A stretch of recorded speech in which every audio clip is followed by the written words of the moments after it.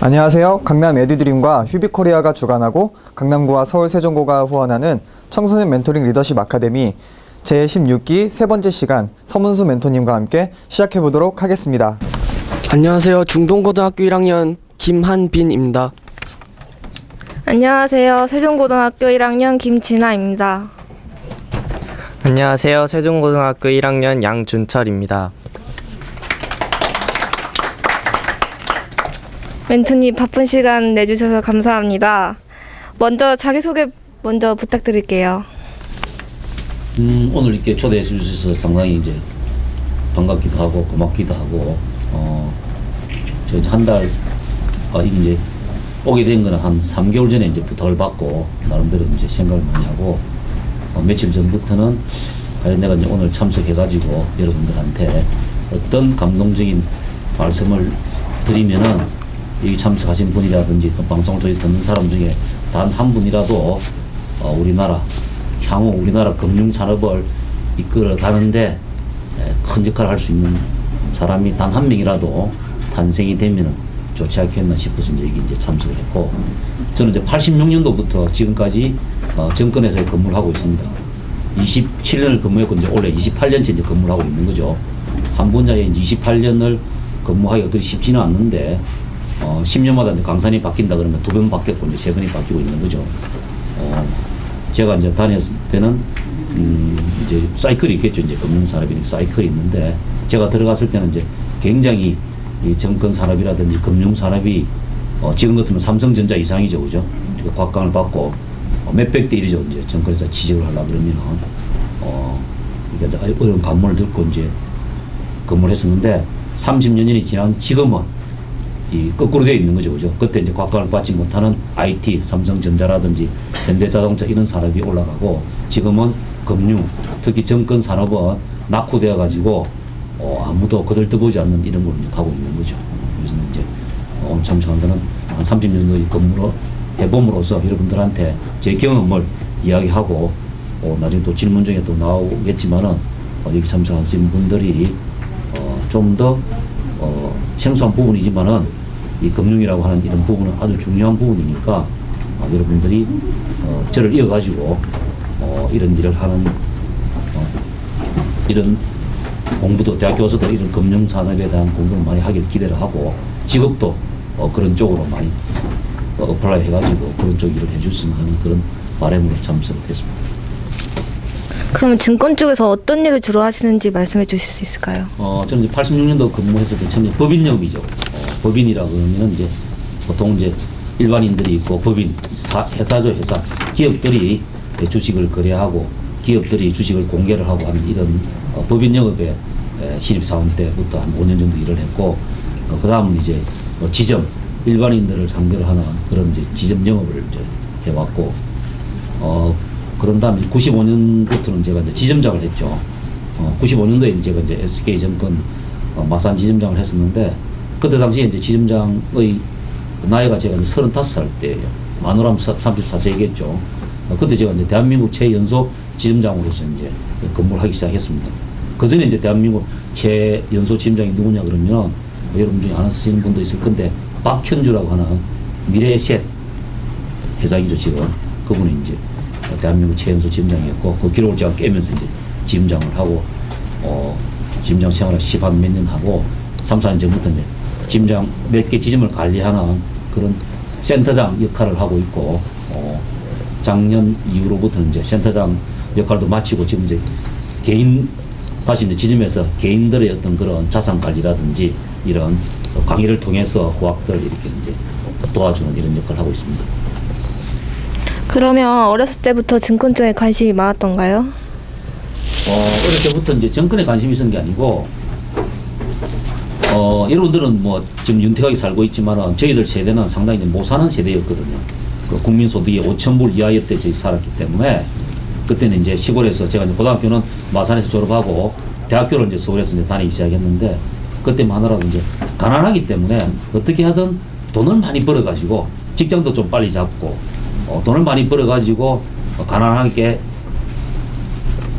참고 공부시킨 부모님한테 이제 보답하고 보답하고자 하는 그런 생각이 좀 앞서 있었죠. 그러다 보니까 어떤 기회가 닿아가지고 이제 정권회사에 근무를 하게 됐고, 막상 근무를 하다 보니까 아주 이제 제 적성에도 맞았고, 상당히 이제 저도 이제 뭐 즐거워하면서 지금까지 직장 생활을 잘하고 있죠. 예. 그러면 증권 쪽으로 진로로 가게 된 계기가 지금 너무 잘 맞아가지고 그렇게 가게 된 겁니까? 여러분 중에 이제 그 내기를 좋아하는 사람이 있을 건데, 심지어 이제 정글에서에 취직한 사람들이 많이 있죠. 예를 들면서 저희들 입사 동기도 한 30명이 됐는데, 지금 남아있는 사람이 3명밖에 없어요. 27명 다 그만두는 거죠. 그죠? 왜 그런가 하니 적성이 맞지 않는 거죠. 여러분들은 좀 이상하게 들릴지 모르는데, 정권회사에 다니는 사람들의 공통점이 있어요. 그분들은 걸음을 걸을 때도, 예를 들면 이제 여기서 나가가지고 이제 전철을 타기 위해서 걸어가야 되잖아요. 그죠?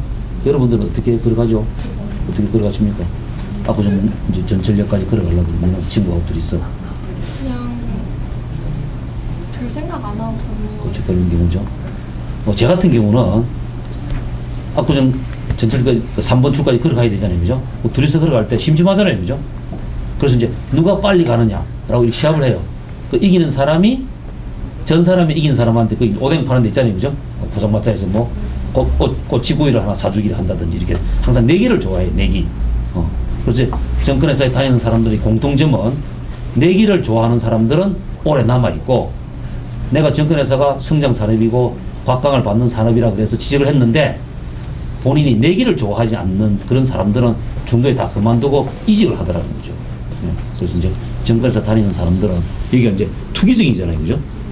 영어로 하면은 스페큘레이션이라고 이런 말을 쓰는데, 우리나라는 이제 투기라는 말을 좀 부정적으로 이렇게 부동산 투기라든지 이렇게 말을 쓰는데, 영어로서는 괜찮은 말이에요. 이게 스페큘레이션이라는 이런 말을 한국어로 번역했을 때 투기라는 말을 쓰는데, 그래서 이제 아주 투기적이고 내기를 좋아하고 이런 사람들이 적성이 맞는 그런 업종이에요.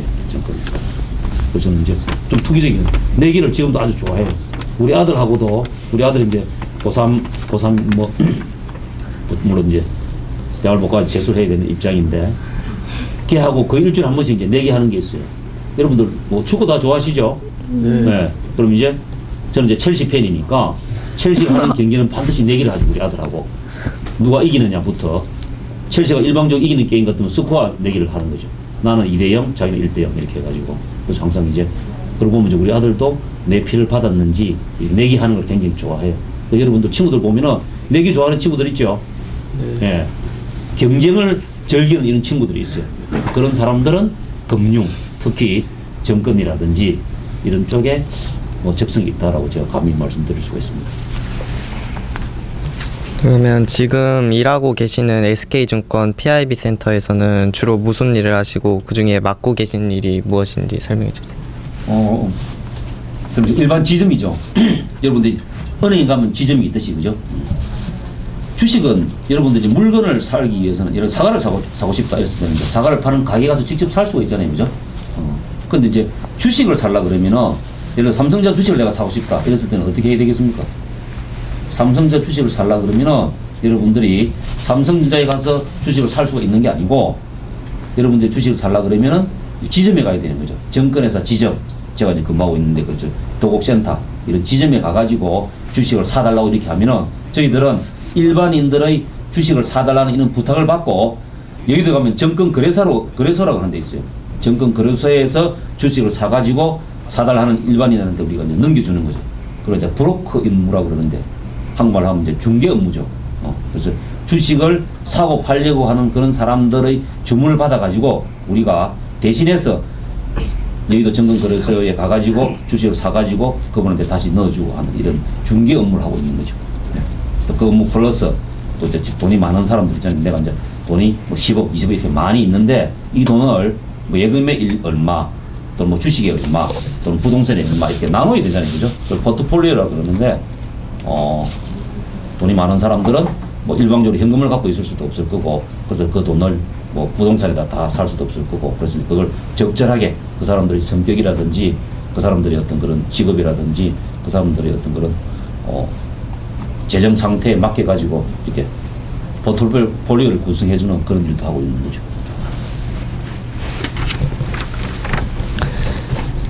제가 금융이나 증권 이런 쪽에 직장을 가지고 싶어 하는데 그래서 좀 궁금한 게 많아요. 근데 경제나 이런 쪽이 약간 생소한 분야니까 증권이 뭔지 한 번만 정의해 주시겠어요? 그래서 이제 아까 우리 이 진행자들한테 질문을 던졌는데 여러분들이 이제 빌 게이츠는 다 아시죠? 빌 게이츠는 왜 빌 게이츠를 여러분들이 알고 계시죠? 부자? 빌 게이츠가 세계 최고 1위의 부자잖아요, 그죠? 그 사람 왜 부자예요? 왜 부자? 우리나라로 치면 삼성전자, 삼성에 있는 이건희 회장님이 이제 굉장히 부자잖아요, 그죠? 왜 부자냐 이거죠, 그분. 발명을 잘해서. 그래서 여러분들이 착각을 하고 있는 거죠, 그죠? 또 이제 현대자동차의 정몽구 회장님이 이제 부자다라는 거죠. 그 부자인 이유가 그분들이 이제 주식 투자를 잘한 거죠, 그죠? 삼성전자 주식의 가격이 지금 120-30만 원 하거든요. 이건 회장 삼성전자 주식을 많이 가지고 있어요. 삼성전자 주식이 하락을 하면은 이건희 회장님이 갖고 있는 재산 규모가 줄어드는 거죠. 빌 게이츠가 마찬가지예요. 빌 게이츠가 갖고 있는 마이크로소프트라고 하는 그 회사의 주식이 있어요. 주식 가격이 많이 올라가면은 빌 게이츠가 이제 부자 재산이 또 불어나는 거죠. 뭐 돌아가신 스티브 잡스도 마찬가지예요. 애플이라고 하는 회사의 주식을 그 사람이 많이 가지고 있는 거예요. 그래서 이제 사람들은 세계 최고 부자 이런 사람들이 그냥 돈을 많이 가지고 뭐 현금을 많이 가지고 있어가지고 부자가 되는 걸로 이렇게 잘못 알고 계신데 그렇지 않고 전 세계 우리나라 마찬가지고 1위 부자, 2위 부자 이런 사람들은 자기가 갖고 있는 회사의 주식을 많이 갖고 있는 거예요. 그 주식 가격이 이제 삼성전자 같은 경우는 이제 영업이 돈을 많이 버니까 주식 가격이 많이 올라가잖아요. 그죠? IMF 때 삼성전자 주식이 29,900원 했어요. 3만 원 정도 했거든요. 그 3만 원이 지금 150만 원까지 올라갔으니까 몇 배 올라간 거예요? 약 50배 정도 올랐잖아요. 그죠? 예. 그럼 내가 1억을 그때 당 투자했으면 지금 얼마 돼 있단 말이에요? 50억. 예, 50억이 돼 있다는 거예요. 그런 식으로. 그래서 이제 내가 주식을 사놓았는데 그 주식이 1년, 2년 이렇게 세월 흘러가면서 지냈더니 그 주식 가치가 100배 올랐다. 그럼 자기 재산이 100배 불어나는 거예요. 그래서 이제 빌 게이츠라든지 스티브 잡스라든지 이건희 회장이라든지 뭐 정몽구 회장이라든지 이런 사람들은 자기가 운영하고 있는 회사의 주식을 많이 갖고 있기 때문에 그 사람들이 부자인 거예요. 그리고 워렌 버핏이라고 하는 사람이 있는데 워렌 버핏 혹시 아시는지 모르겠는데 그분은 벅스 해스웨이라고 하는 자기 회사 주식도 많이 갖고 있지만은 그분은 좋은 회사에다가 투자를 많이 해요. 예를 들면 코카콜라가 좀 저평가되어 있을 때 코카콜라 주식을 갖다가 뭐 한 20% 30% 사는 거죠. 그럼 이제 그때 당시에 코카콜라 주식을 1불에 샀었는데 20년이 흐르고 30년이 흐르니까 그 1불에 산 코카콜라 주식이 약 156불 심지어 500불 하더라는 거죠. 500배. 네. 그래서 이제 저평가되어 있는 회사의 주식을 그 사람이 많이 사가지고 10년, 20년 기다리니까 그 주식 가격이 100배, 200배 오르더라는 거죠. 그래서 세계 2의 부자가 워렌 버핏이라고 하는 사람이에요. 그래서 여러분들은 부자가 되고 싶잖아요. 그죠? 네. 여러분 부자가 되고 싶은데 여러분들은 부자가 되는 방법, 부자가 되기 위해서 부모님들이 뭐 가르쳐주고 이래 해요? 여러분들은 부자가 되는 방법 중에 여러 가지 방법이 있겠지만은 한 가지 방법을 가르친다 그러면 부자가 되고 싶으면은 여러분들 용돈 같은 걸 모아가지고 그 돈을 10년 뒤에 여러분들 지금 이제 18살, 17살 그러면 이제 27, 37이라도 뭐 괜찮잖아요. 그죠? 20년 뒤에 10배, 20배, 심지어 100배 오를 수 있는 그 회사의 주식을 사놓으면은 그죠? 100만 원을 이제 모아가지고 사놓으면은 20년 뒤에 100배 오르면 얼마예요, 그게? 1억이잖아요. 그죠? 네. 200배 오르면 2억이에요. 이제. 그 주식을 이제 사놓는 거예요. 그렇게 함으로써 여러분들은 10년 뒤에, 20년 뒤에 부자가 될 수 있는 거죠. 그래서 이제 이 정권 투자라고 하는 이런 부분, 제가 이제 정권에서 근무하고 있기 때문에 여러분들한테 이제 말씀드릴 수 있는 거는, 이런 정권 투자, 주식 투자, 이런 부분은 우리나라 부모님들은, 자녀분들한테 너무 안 가르쳐줘요. 예. 왜? 돈에 대해서 관심을 가지면은 마치 그게 우리 아들, 우리 자식이 좀 잘못되는 거 아니냐라는 이런 착각 속에 살고 계시기 때문에 너무 이제 이런 경제교육, 특히 주식, 증권 이런 교육을 갖다가 말씀 안 해주시기 때문에 좀 안타깝죠. 그러면 막 방금 말씀해 주셨다시피 막 저희가 증권 같은 거 관리하는 거 방법이 약간 13살에 부자가 된 키라? 이런 듯한 느낌이잖아요.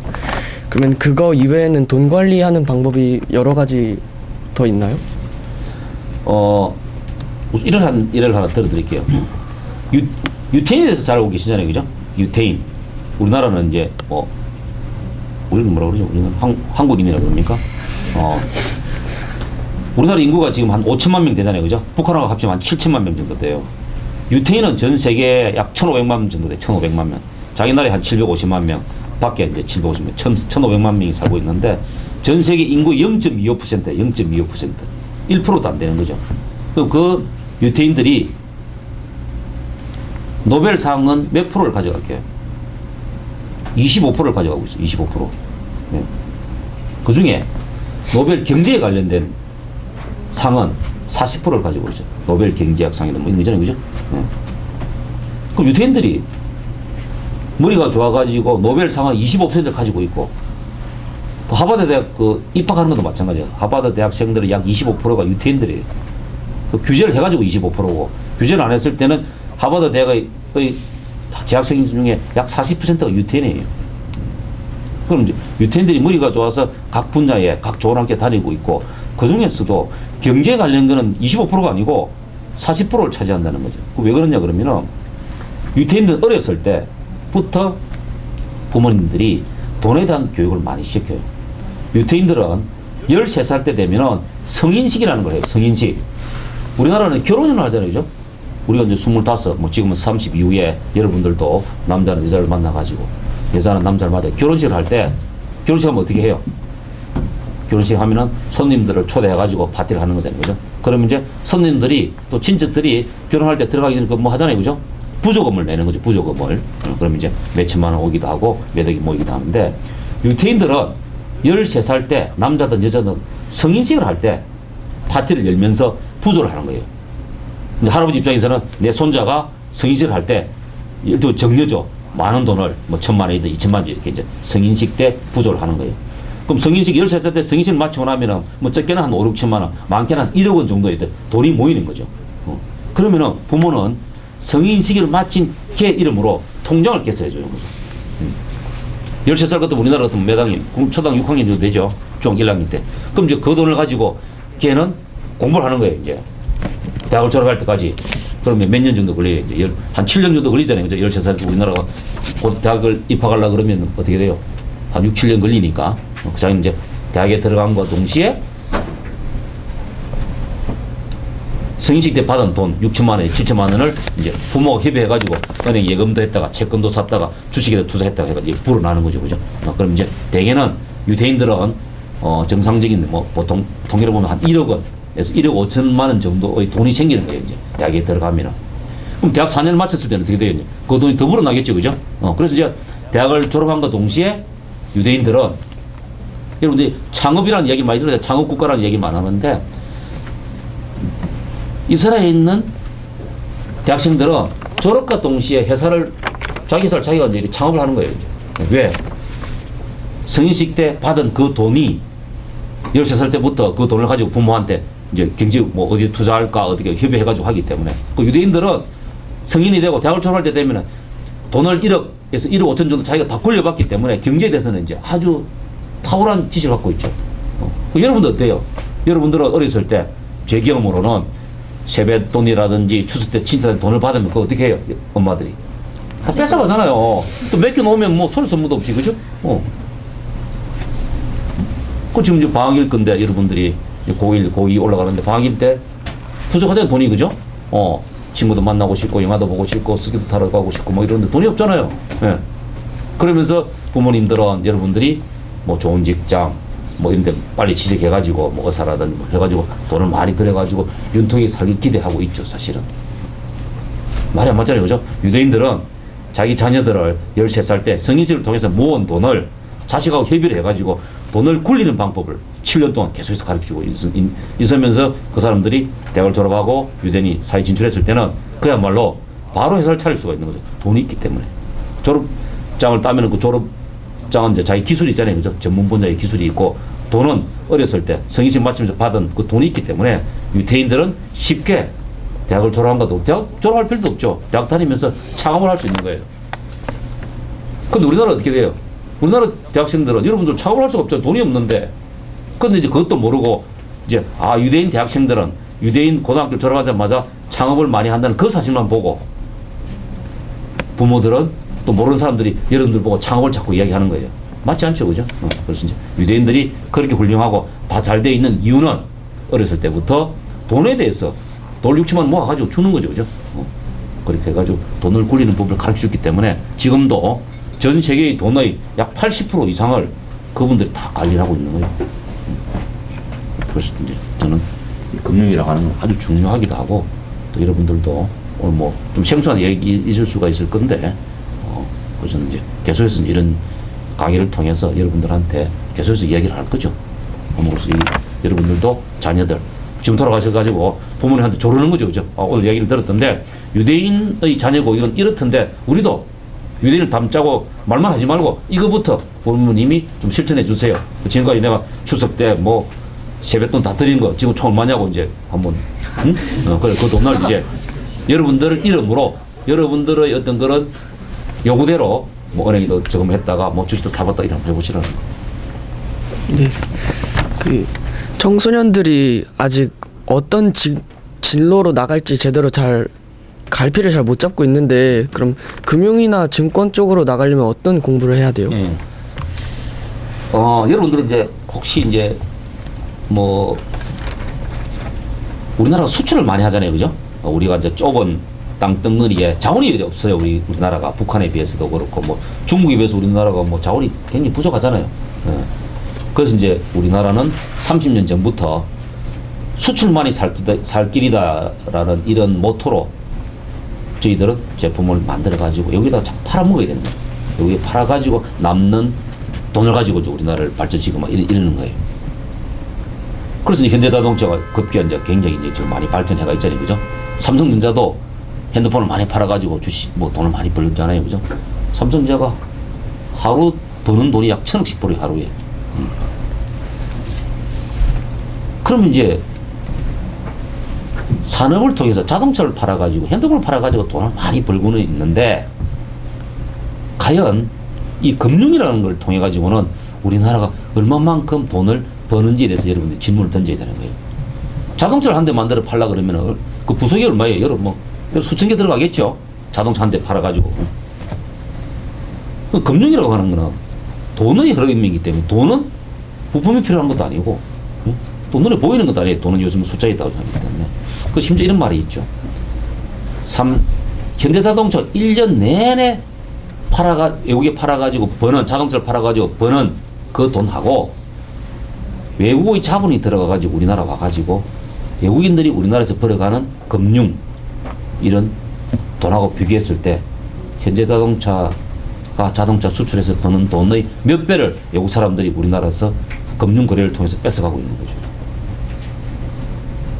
그래서 이제 제가 여러분들한테 말씀드릴 수 있는 거잖아요, 그죠?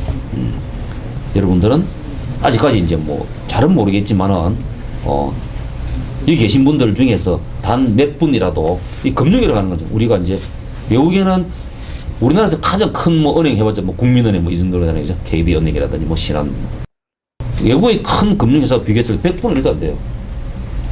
그만큼 이제 우리나라의 금융 산업의 수준은 굉장히 낙후되어 있는 거죠. 우리나라 현대자동차의 어떤 제품의 퀄리티는 질은 이제 외국에 아주 뛰어난 그 자동차 BMW라든지 벤처 이런 기술이 거의 급접근해가 있어요. 한 8, 90% 정도. 그럼 금융은 어떻게 되어 있느냐? 외국의 기술이 100이라 그러면은 어떤 부분에서는 아직 1도 안 돼요. 50 이하예요, 50 이하. 그러다 보니까 외국 금융하고 우리 금융하고 이렇게 이제 지금 이제 경쟁하고 있잖아요, 그죠? 그러면은 우리들은 여러분들도 그렇잖아요. 지금 여러분 고등학교 1학년인데 뭐 유도를 한다 그랬을 때 프로들 농구를 한다 프로들하고 이렇게 게임을 하면 여러분들이 반드시 지게 돼 있잖아요, 그죠? 마찬가지. 금융은 대단히 중요하고 대단히 큰 산업인데 불구하고 우리나라가 발전을 못했기 때문에 외국의 큰 금융 산업한테 매일 돈을 잃고 있는 거죠. 돈을 뺏기고 있는 거죠. 여러분들은 모르고 있지만 저는 이제 금융산업에 28년을 근무하고 있기 때문에 그 뺏기는 현실이 너무 안타깝죠. 우리가 자동차라든지 삼성전자 휴대폰 팔아가지고 돈 버는 거기만 자꾸 이제 떠들고 앉아있지, 실질적으로 낙후된 금융산업으로 인해가지고 삼성전자가 버려드는 돈보다 훨씬 많은 돈을 외국인들한테, 외국의 자본이 빠져나가고 뺏기고 있다는 그런 사실을 여러분들이 좀 직시해 주시고, 취미에 맞든 안 맞든 만약에 여러분들이 앞으로 직업을 찾고 또 대학에 전공을 찾고자 하고 일을 할 때 중요한 일을 좀 해주십사라는 얘기를 하는 거죠. 내가 적세도 안 맞는데 엄마라든지 부모가 뭐 의사가 되라, 또 뭐 변호사가 되라 이런 요구를 많이 할 건데, 물론 그 일도 사실 가치 있는 일이죠. 내가 의사가 돼가지고 슈바이츠 박사처럼 아프리카에 진짜로 의료 혜택을 못 받는 사람한테 의료 행위를 해주는 그런 일은 이제 가치 있는 일일 수도 있겠죠. 그러나 이제 그것보다 뭐 우리나라가 좀 더 잘 살게 하는 방법 여러 가지 있을 수가 있는데, 여러분 중에 단문 몇 분이라도 이 금융 산업이 너무나 낙후되어 있다는 사실을 좀 인식하시고, 내가 대학에 가서 금융 관련한 부분을 전공을 해가지고 직업도 금융 관련한 직업을 갖고 또 실력이 되고 유효가 된다 그러면은 미국에 가서 월가에 가서 좀 트레이닝을 더 받아가지고 지금 뺏기고 있는, 지금 매일매일 이렇게 이제 외국인들한테 당하고 있는 이런 금융 산업을 좀 외국인들하고 같이 경쟁할 수 있는 그런 실력을 해가지고 우리도 외국에 진출해가지고 돈을 좀 이렇게 벌어오는 그런 주역으로 해 주십사라는 이런 부탁을 제가 드리겠습니다. 예, 그러면은 일하실 때 금융 위기나 IMF나 뭐 아니면 작년에도 있었듯이 막 전세 대란 이렇게 세계가 문란하면은 어떻게 대처하셨어요? 이제 위기라 그러죠. 위기죠. 크라이시스라 그러죠. 크라이시스의 반대말은 코스모스라고 그러는데, 항상 위기도 있어요. 위기. 그 위기를 만드는 보이지 않는 손이 있죠. 그래서 이제 우리가 그러잖아요, 그죠? 보이지 않는 손이라고 이제 여러분들이 그 사회 시간에 아마 배웠을 건데, IMF도 그러잖아요, 그죠? IMF라고 하는 게 뭐, 우리나라 이제 IMF가 왜 일어났느냐라고 이렇게 이제 원인을 이렇게 이제 뭐 파고 들어가면은 결국은 이제 마니 게임에서 금융을 통해서 한국 돈을 좀 뺏어가자는 거죠. IMF 때 우리나라 돈이 엄청 잃었거든요. 수많은 돈이 이제 여기에 이제 유출이 됐죠. 앞으로도 또 이제 그런 비슷한 또 얘기가 또 사태가 올 거거든요. 그래서 이제 이런 위기는, 자, 여러분들이 뭐 앞으로는 이제 이제 여러분들이 경험하게 될 건데, 저희들은 IMF도 그렇고 또 2008년도에 이제 리먼 브라더스라고 하는 그런 또 사태가, 금융 사태가 또 발생했었어요. 위기라고 하는 거는 항상 뭐하고 같이 오냐 그러면, 뭐하고 같이 오겠습니까? 우리 진아 씨, 위기가 오잖아요. 이제 IMF가 하나 위기잖아요, 그죠?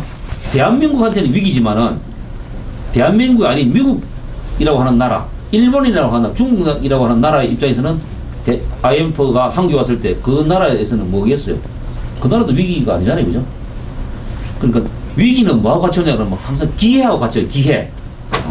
한국은 IMF가 와서 다 죽게 됐는데, 반대로 미국이라든지 일본에 있는 돈 많은 사람은 어떤 기회가 있는 거예요?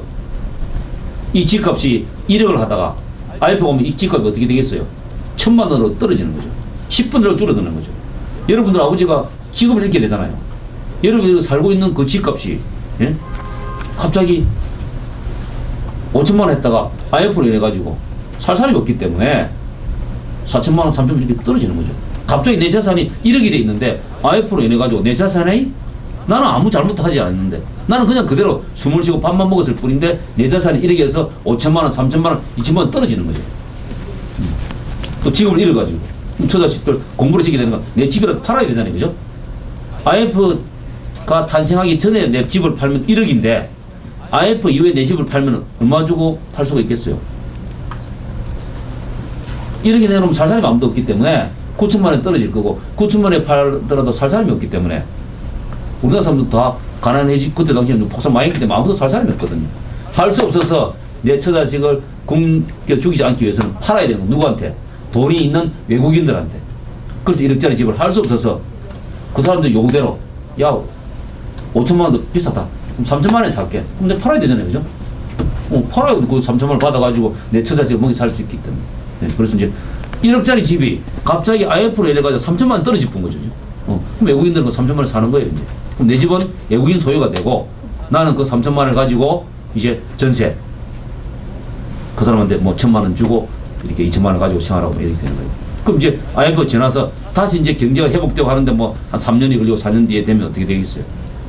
그 3천만 원이 떨어진 집이 다시 1억이 되겠죠, 그죠? 그랬을 때 1억이 되었을 때 나는 집을 가까이 갖고 있다가 팔아 나는 어떻게 돼요, 재산이?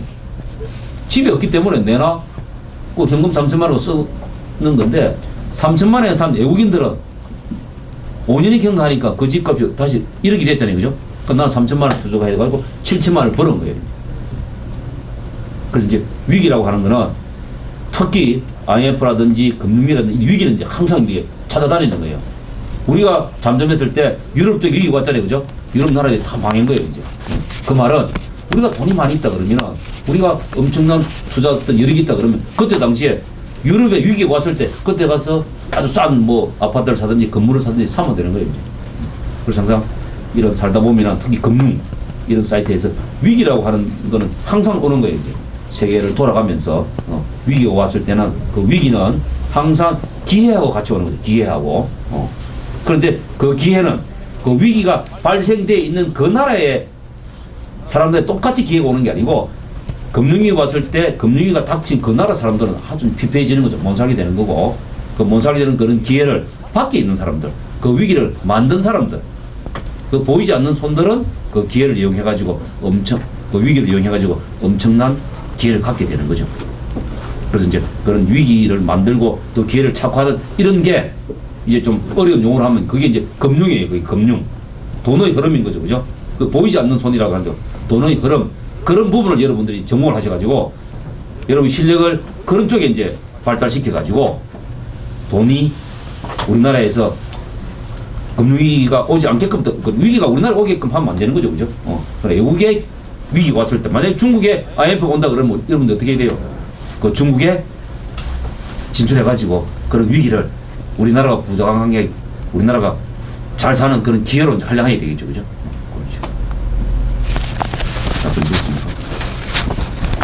그럼 현재 증권가의 상황과 앞으로 어떻게 될지 그런 것 좀 알 수 있을까?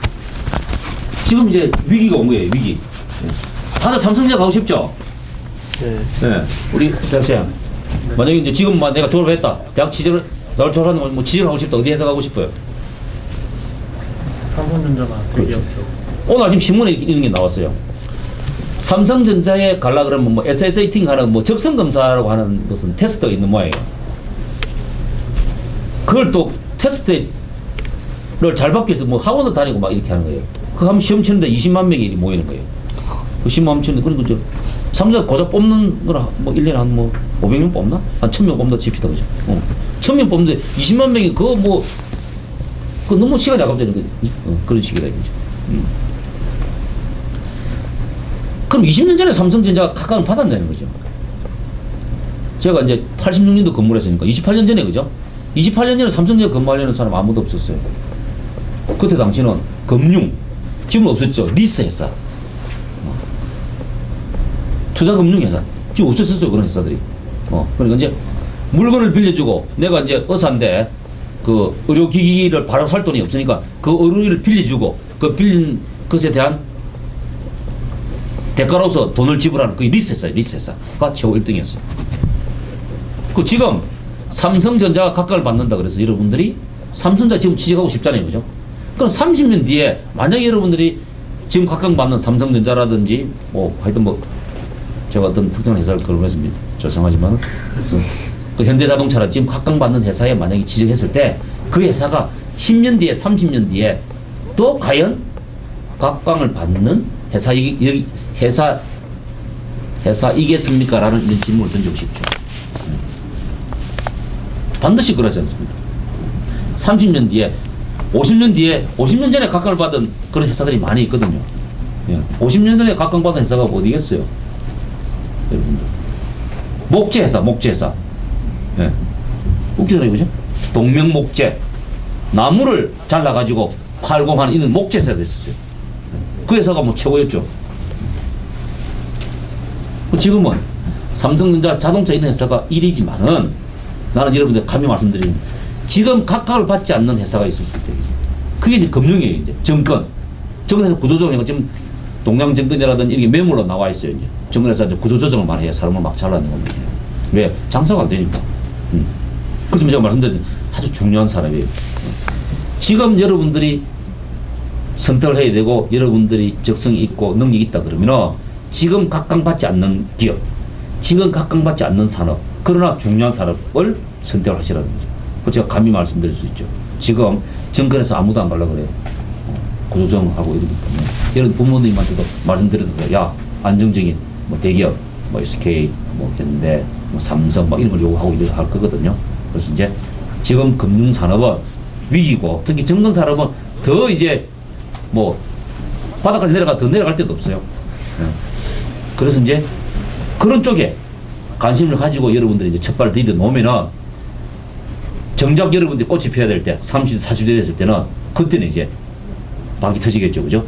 그때는 이제 지금 삼성전자처럼 뭐 1년에 연봉이 뭐 10억 있는 사람도 있을 거고 막 이렇게 각광을 받을 수 있기 때문에 저는 이제 감히 말씀드리는데 지금 금융 상황이 굉장히 안 좋은 상태고 특히 우리나라는 금융 산업이 낙후되어 있는데 업황 자체가 또 안 좋기 때문에 더 안 좋은 거죠. 그죠? 그렇지만 외국에는 지금도 금융 산업이 이런 IT라든지 이런 걸 다 누르고 그 1위에요, 1위. 미국에서 MBA를 하려고 그렇게 이제 막 노력을 많이 하잖아요. 그죠? 그 MBA 출신들이 바로 취직하는 데가 어딨냐 그러면은 미국에 있는 어떤 그런 컨설팅 회사, 금융 이런 IB 하는 이런 인터내셔널 뱅크 이런 데 다 근무해요. 변호사도 마찬가지고.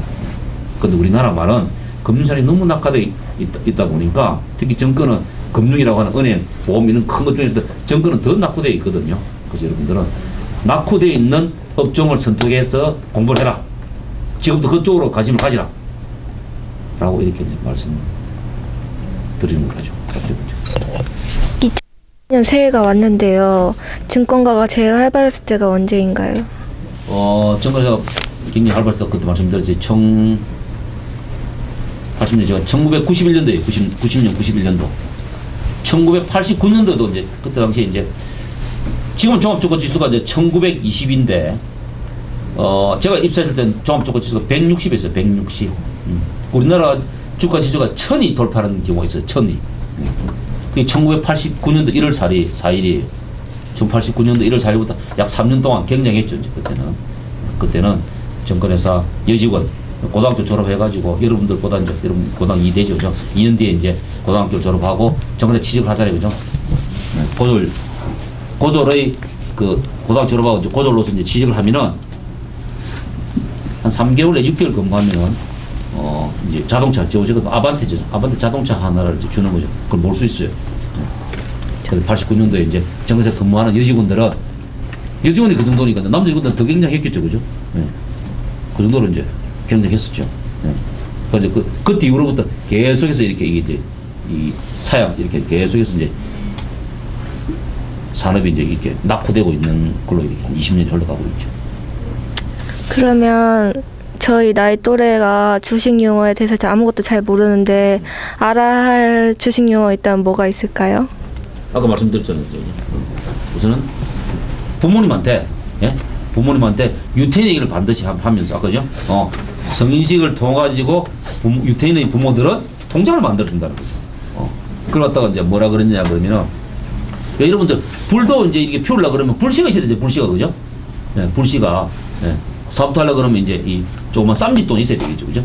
여러분들도 금융에 정권에 관심 있을 거는 우선 미천이 있어야 돼. 미천이 그죠? 그걸 쌈짓돈이라 그러는데 그 쌈짓돈은 충분하다는 거죠. 그죠? 여러분들이 세뱃돈 받은 거 또 할머니 할아버지 아버지 용돈 받은 걸로 충분하기 때문에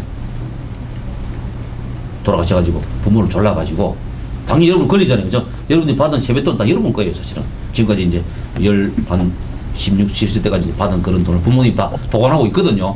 네. 부모님이 보관하고 있다 해서 뭐 자기가 캐시를 현금을 안 가지다 해서 보관하고 있지 않다 주장하면은 그 부모님 쓴 것도 사실 보관하고 있는 거거든요. 그 달라 그래가지고 통장을 반드시 만드세요. 통장을 여러분들 이름으로 그게 이제 뭐 10만 원도 좋고 20만 원도 좋다는 거죠. 그죠? 여러분들 이름으로 통장을 개설해가지고 그때부터 이제 경제교육이 시작되는 거예요. 여러분들의 경제 활동 시작되는 거죠. 예. 여러분들이 지금 고등학교 이제 1학년들이죠. 고등학교 들어가야 고등학교 생활이 어떻고 친구가 어떻고 이런 걸 이야기할 수 있는 거지. 고등학교도 들어가지도 않고 지금 중학교 졸업하고 이제 고등학교 포기하고 밖에 PC방에 가서 노는 학생이 고등학교 생활이 어떻다 이렇게 얘기할 수 없는 거잖아요. 그죠? 마찬가지다는 거죠. 내가 정권에 대해서 주식에서 아무리 떠들어봤자 여러분이 통장도 개설하지 않는 상태에서 뭐 아무 필요 없는 거죠. 그죠? 그래서 이제 좀 연cep더라도 부모님들이 아무래도 좀 갸우뚱하겠죠. 그렇지만 여러분들이 이제 아까 말씀드렸듯이 2000년, 3000년, 1000년, 500년, 10년 전에 그 못 살고 그 떠돌이 하는 이런 유태인들이 지금 시점에 이 세계를 지배를 하고 있잖아요. 그죠? 세계를 이끌어가고 있는 거죠. 뭐 때문에? 13대 성인식 이후에 만들어주는 그런 통장 때문에 돈을 관리하게 하는 법을 가르쳐 줬기 때문에 그분들이 세계를 주름 잡고 있는 거예요. 그 여러분들도 거기까지 안 되더라도 여러분들도 시작을 해보라는 거죠. 그죠? 통장을 만들어가지고 10만원 주고 20만원 주고 그 통장을 지금부터 관리하는 거예요. 이제 부모님하고. 모르면은 얘기하고 내가 나중에 명함 주고 갈 테니까 모르면 저한테 전화하시면은 내가 그 돈을 어떻게 해라고 이렇게 조언해 줄 테니까 그러면서 여러분들은 이제 정권 나아가서는 금융 또 더 나아가서는 경제 더 나아가서는 이제 이런 글로벌한 이런 걸 이제 익히게 되는 거죠. 마지막으로 그 꿈이 없는 학생들이 있을 수 있잖아요. 예. 그 학생들에게 한 말씀 해주세요. 그래서 제가 이제 하는 일이 그건데, 저는 이제, 꿈을 발굴해가지고 여러분들한테 드리는 그런 일을 이제 시작을 하고 있어요. 작년 6월부터, 올해부터 본격적으로 하고 있는데, 여러분 인터넷 검색해보면 3년 전에 조선일보에 이런 기사가 나 있었어요. 여고를 졸업하고, 가평에서 여고를 졸업하고, 상경한 박모양이 동작대교에서 투신해서 자살했다는 그런 기사가 있었어요. 그 박모양은 고등학교 다닐 때 부모가 이혼하는 바람에 할머니 밑에서 자랐어요. 그 할머니 이제 고등학교 졸업했으니까 할머니 곁을 떠나가지고 자기 동생하고 이제 노량진 고시원에서 숙식을 해결하고 뭐 직업이 고등학교 졸업했으니까 뭐 좋은데 취직할 수가 없잖아요. 그죠? 그 이태원 레스토랑에 아르바이트를 하기 시작했어요. 하루 12시간 근무했어요. 12시간. 그러더라도 1년, 2년, 3년을 근무했는데 그 박모양한테 남은 것이라고 밀린 고시원, 집채 플러스 그 레스토랑 사장한테 보낸 메시지 사장님 너무 힘들어요 라고 하는 이런 메시지를 남기고 그 박모양이 이제 떨어져 죽었어요. 저는 이제 그런 기사를 보고 깜짝 놀란 거죠. 단지 아까 말씀드렸잖아요. 그죠? 제가 근무하는 이 정권회사에서는 고등학교 졸업해가지고 근무하는 우리 여직원들이 많이 있거든요. 연봉이 얼마인 줄 알아요? 3천만 원만 해요. 3천만 원.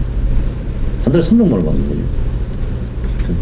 그 친구는 80만 원 정도밖에 이제 못 받고 하루 12시간 일했는데 우리 정권에서 근무하는 여직원들은 8시간 일 안 하고 다 6시간 일하는 거예요. 같은 대한민국에서 어떤 학생은 12시간 일했는데도 희망이 없어서 자살로 내몰리게 되고 어떤 친구는 뭐 재수 좋아가지고 좀 실력이 있었겠죠. 어떤 대기업에 근무하는 이유만으로 윤택에 살아야 되고 맞지 않다는 거죠. 그래서 저는 이제 희망을 잃고 그 박모양이 희망이 없었을 거잖아요. 그죠? 계속 근무하고 내가 3년 근무했는데 4년 5년 근무함으로 인해 가지고 내가 돈도 모아가지고 할머니도 좀 도와드리고 여동 밑에 있는 동생도 공부도 시키고 하는 이런 희망이 있었다 그러면 무슨 자살로 내몰리지 않죠. 그래서 제가 이제 하는 일은 그런 박모양 같은 이런 학생들이 희망을 잃고 여러분도 그렇잖아요. 그죠? 희망이 없이 내가 고등학교 졸업해가 대학을 가야 되는데 돈이 없다. 그 사람들은 희망이 없잖아요. 그죠? 돈 놓고만 있으면 내가 대학을 입학해놓고 나중에 아르바이트에서라도 뭐 대학을 졸업했다는 이런 희망이 있을 건데 그게 없는 사람들이 우리나라에 너무 많이 있어요. 또 지금 이제 대학 입학 신청이 되는 얼마나 그런 사람들이 많이 있겠어요. 그래서 그런 사람들한테 희망을 줄 수 있는 기업들이 많이 있어요. 네. 그래서 이제 심지어 이런 회사들이 있을 수 있겠죠. 내가 고등학교 졸업해가지고 취직을 했는데, 아까 같이 너무 방세라든지 숙식비에 내 월급의 대부분을 차지하다 보니까 그 회사는 사장이 아파트를 하나 사가지고, 그 고등학교 졸업해가지고, 공고 졸업해가지고 자기 회사 다니는 그런 직원들 보고 공짜로 살게끔 하는 거예요. 그럼 내가 방세가 안 나가기 때문에 또 방 아파트에 살다 보면은 밥도 해 먹을 수 있잖아요, 그죠? 그럼 이제 밥을 사 먹는 것보다 해 먹으면 훨씬 돈이 싸게 들잖아요, 그죠? 그러면 내가 월급을 100만 원밖에 안 받지만은 숙식비가 해결되기 때문에 충분하게 내가 집에 한 30년 보내주고 또 데이트하는 용돈으로도 또 쓰고 저축도 하고 이렇게 가능한 해주는 거죠.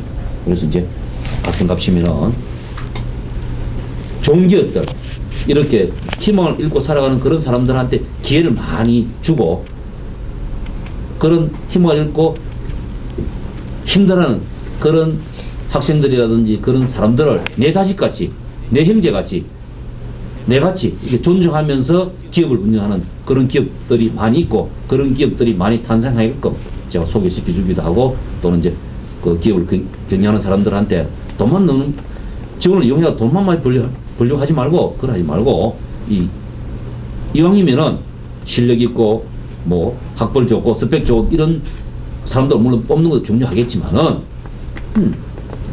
아닌 사람들 뭐 스펙이 안 좋다 치더라도 그렇잖아요, 그죠? 내가 고등학교 들어가고 또는 대학 중퇴 해가지고 살아가야 되는데 삼성전자 취직할 수 없잖아요. 현대자동차 취직할 수 없고 SK 취직할 수 없다는 거지. 그럼 우리는 뭐 죽어야 되나? 그렇지 않다는 거죠. 내가 비록 스펙도 없고 실력도 없고 그러더라도 자기가 잘할 수 있는 일이 있을 수 있거든요.